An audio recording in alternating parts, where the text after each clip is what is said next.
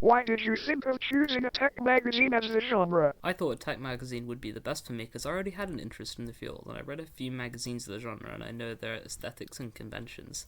A few options came to my head, like a school-oriented magazine or one focused on music, but I heard that tech magazines were viable and instantly decided on it. What hardware did you use for this project? For hardware, I used the Canon 5D camera to shoot the cover image and the photo for the double page spread in high quality, which I thought worked out very well, and transferred the images from an SD card to a Mac computer for editing.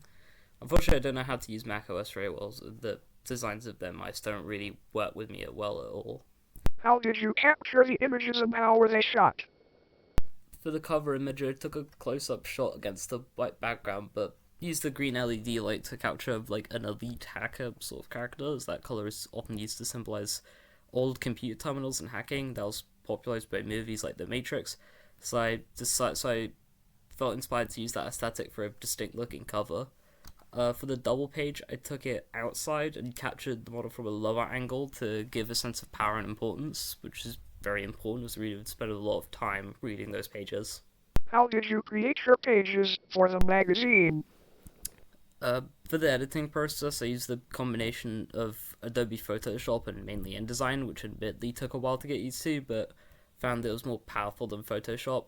And I used a variety of fonts for all the pages. All of them are like bold and sans serif, which fits into the conventions of the genre.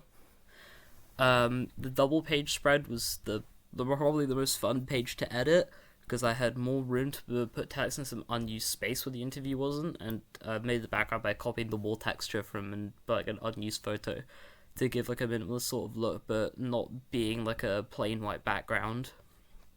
But the hardest part was the contents page because to take up space, I used my phone to capture pictures of objects in my house relating to the articles that were listed in there.